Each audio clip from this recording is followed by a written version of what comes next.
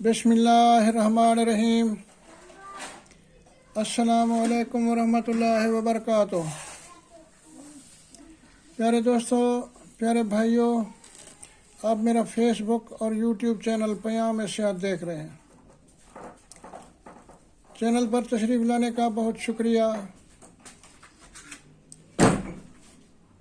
بھلی کری آئے ہوں، بخیر راگلے، ست بسم اللہ، جی آیا نو۔ تو جیسا کہ آپ جانتے ہیں، میں بھی ہمیشہ بتا دیتا ہوں کہ اس چینل کے بنانے کا مقصد صرف اور صرف یہ ہے کہ ہر شخص اپنا علاج خود کر سکے، اور اس کا پہلا حصہ جڑی بوٹیوں پر مشتمل ہے۔ جڑی بوٹیاں بھی وہ جو ہمارے ارد گرد عام میسر آ جاتی ہیں، مل جاتی ہیں۔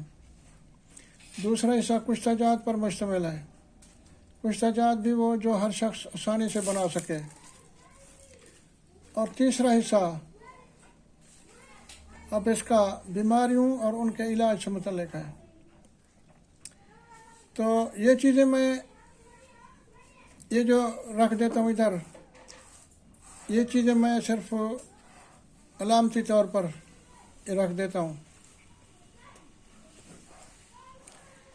تو آج میرا موضوع جو ہے وہ گردہ اور مثانہ کی بیماریاں ہیں، یعنی گردے کا ورم القلیہ، انگلش میں اسے نیفرائٹس کہتے ہیں۔ تعریف اس مرض کی یہ ہے کہ ورم گردہ کی دو قسمیں ہیں، شدید ورم گردہ اور پرانا ورم گردہ، یعنی ایکیوٹ اور کرونک۔ اس مرض میں پیشاب کے ساتھ البیومن خارج ہوتی ہے۔ وجوہات: چوٹ یا سردی لگنے یا ملیریا، آتشک، سیل، ایگزیما، شراب نوشی سے یہ عارضہ ہو جاتا ہے۔ گردے کی پتھری، میٹھی چیزوں کا استعمال، جگر کی خرابی، سخت سردی، تیلنی مکھی، کاربالک ایسڈ وغیرہ کے کھا جانے سے بھی یہ عارضہ ہو جاتا ہے۔ عورتوں میں بعض اوقات حمل کے دنوں میں بچہ دانی پر دباؤ پڑنے سے بھی یہ مرض ہو جاتا ہے۔ علامات: گردے کے مقام پر درد ہوتا ہے، پیشاب بار بار آتا ہے اور اس سے نوشادر کی طرح بو آتی ہے۔ جب یہ مرض پرانا ہو جاتا ہے تو پیشاب کے ساتھ پیپ آنا شروع ہو جاتی ہے، کبھی پیشاب بالکل بند ہو جاتا ہے۔ جب یہ مرض سردی سے ہو تو تمام جسم پر سوجن ہو جاتی ہے۔ اور خاص علامات: مرض یہ ہے کہ عام استسقاء ہو کر تمام جسم پھول جاتا ہے، خاص طور پر چہرہ اور پپوٹوں کی جلد پھول کر چہرہ چھپ جاتا ہے یا آنکھیں چھپ جاتی ہیں، اور چہرے کا رنگ پھیکا ہو جاتا ہے۔ ابتدا میں پیشاب کے ساتھ البیومن خارج ہوتی ہے جو پکانے سے جم جاتی ہے۔ عام طور پر مرض خفیہ طور پر بڑھتا ہے۔ شروع مرض میں مریض تندرست معلوم ہوتا ہے، صرف سانس جلد لیتا ہے یا جلد پھیکی اور کھردری ہو جاتی ہے۔ بد ہضمی اور جنرل صحت کمزور ہو جاتی ہے۔ جسم کے مختلف اعضاء میں درد ہوتا ہے، کبھی کھانسی اور کبھی نکسیر ہو جاتی ہے یا خونی قے آتی ہے۔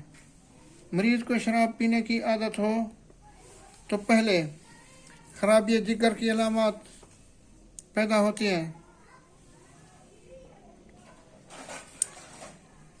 جیسا کہ پہلے آپ کو بتایا جا چکا ہے کہ مرض کو شروع میں پیشاب زیادہ اور اس میں البیومن کی مقدار کم آتی ہے، لیکن مرض بڑھنے کی حالت میں پیشاب کم اور البومن کی مقدار زیادہ ہو جاتی ہے، بلکہ گردہ کی ساخت کے ذرات بھی خارج ہونے لگتے ہیں۔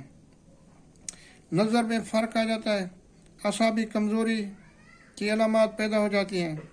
کبھی پیشاب بند ہونے سے مریض سمیعت بول سے ہلاک ہو جاتا ہے، یعنی پیشاب کے زہر چڑھنے سے مریض جو ہے وہ ہلاک ہو جاتا ہے۔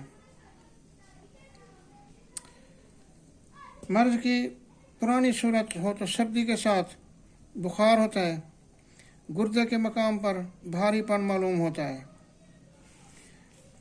تو یہ تھی اس کی علامات۔ اب یونانی علاج۔ مریض کو پسینہ لانے کی کوشش کریں، منشیات سے پرہیز کریں، گردوں کو صاف کرنے کے لیے ہلکی پیشاب اور ادویات دیں۔ مریض کو گرم مکان میں بستر پر لٹائیں۔ شدید حالات میں سوائے دودھ کے اور کوئی خوراک نہ دیں۔ دودھ میں سابودانہ ملا کر دے سکتے ہیں۔ بطور دوا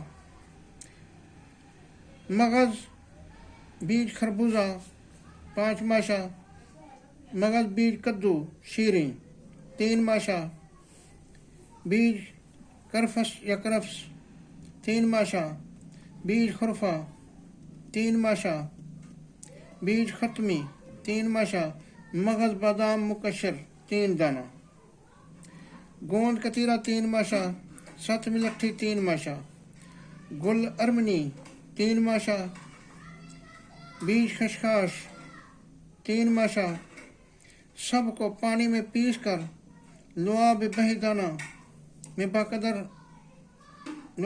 دانہ بقدر حاجت ڈال کر 2 ماشا مقدار کی گولیاں بنا لیں، ٹکیاں بنا لیں۔ 2 گولیاں ہمراہ عرق گو زبان یا عرق سونف 10 تولہ دن میں 4 بار دیں۔ مرض کو دور ہونے پر کمزوری کے لیے کشتہ فولاد آدھی رتی ہمراہ دوا المشق معتدل جواہر والی 5 ماشا سے کھلائیں۔ مقام درد پر گرم پانی کی بوتل سے ٹکور کریں۔ تو یہ ہے اس کا یونانی علاج ورم گردہ کا۔ اس کے علاوہ یہ مکئی کے جو سٹا وغیرہ ہوتا ہے اس میں جو بال ہوتے ہیں اس کا جو شاندہ پلاتے رہیں تو ورم گردہ اور درد گردہ کو آہستہ آہستہ آرام ہوتا ہے۔ کئی دن پلانے سے اگر گردے میں پتھری ہو تو وہ بھی خارج ہو جاتی ہے۔ یہ ایک آسان علاج ہے۔ اس کے علاوہ ہزاردانی بوٹی، اس کو کھرل کر کے خشک کر کے کھرل کریں، بمقدار 2 ماشا پانی سے دیں، یا اس کا جو شاندہ بنا کر استعمال کرانے سے بھی ورم گردہ اور درد گردہ کو آرام ہو جاتا ہے، اور پتھری ہو تو پتھری بھی خارج ہو جاتی ہے، ورم بھی ٹھیک ہو جاتا ہے۔ تو یہ ادویات ہیں اور یہ اس کی علامات ہیں نیفرائٹس کی۔ تو امید کرتا ہوں ویڈیو آپ کو پسند آئے گی۔ ویڈیو کو لائک کر دیا کریں اور چینل کو سبسکرائب کر کے گھنٹی کے نشان کو دبا دیں تاکہ میری آنے والی تمام ویڈیوز کی نوٹیفیکیشن آپ تک بر وقت پہنچ سکے۔ بہت شکریہ۔ دعا ہے کہ آپ جہاں کہیں بھی ہوں اللہ تعالیٰ آپ کے جان، مال، عزت، آبرو کی حفاظت فرمائے۔ آمین ثم آمین۔ دوستو، تمام دوستوں کو نیا سال 2026 مبارک ہو۔ ویسے ہمارا سال تو محرم الحرام سے شروع ہوتا ہے، لیکن پھر بھی رسم دنیا بھی ہے، موقع بھی ہے، دستور بھی ہے۔ تو نیا سال 2026 سب دوستوں کو مبارک ہو۔ اللہ تعالیٰ آپ کے لیے یہ سال برکتوں، نعمتوں والا سال بنائے۔ آمین ثم آمین۔ دوستو، اگر اللہ تعالیٰ نے زندگی بخشی تو اگلی ویڈیو میں ملاقات ہوگی۔ تب تک کے لیے اپنی دعاؤں میں یاد رکھیے گا. اللہ حافظ.